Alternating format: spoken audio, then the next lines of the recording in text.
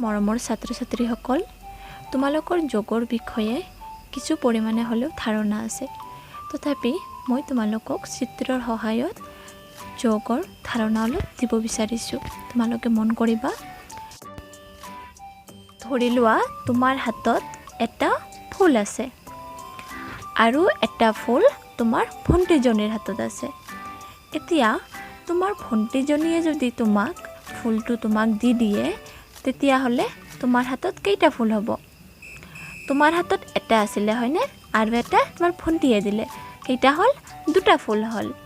এতিয়া আমি সংখ্যাৰে লিখিলে কেনেকৈ লিখিম? 1 + 1 কিমান হ'ব? সমান 2 হ'ব, হয়নে? এতিয়া তুমি ধৰি লোৱা তোমাৰ হাতত দুটা বল আছে আৰু এটা বল আছে তোমাৰ ভণ্টিৰ হাতত। এতিয়া তোমাৰ দুটা বল আৰু ভণ্টিৰ হাতত থকা বল একেলগ কৰা। কেইটা বল হ'ব? 3টা, হয়নে? এতিয়া আমি সংখ্যাৰে লিখিলে হ'ব 2 + 1 সমান কি হ'ব? 3।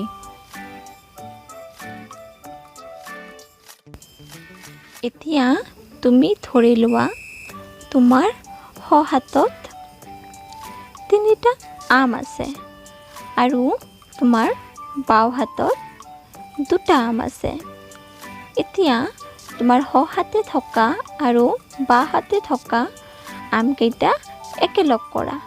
তেতিয়াহ'লে কেইটা আম হ'ব? চোৱা, 3 + 2 কিমান হ'ব? 5, হয়নে? তোমাৰ হাতত মুঠ আম থাকিব 5টা।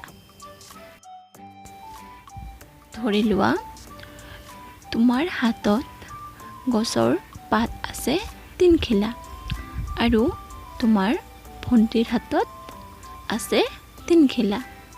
এতিয়া তোমাৰ হাতৰ আৰু ভণ্টিৰ হাতৰ গোটেইখিনি পাত মুঠ একলগ কৰিলে কিমান হ'ব?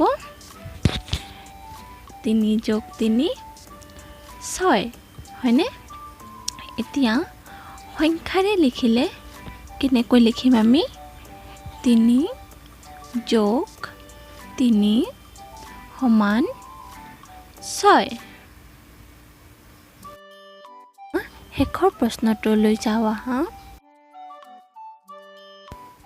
ধৰি লোৱা ইয়াতে আছে 2টা গ্লাছ আৰু তাত আছে 2টা গ্লাছ।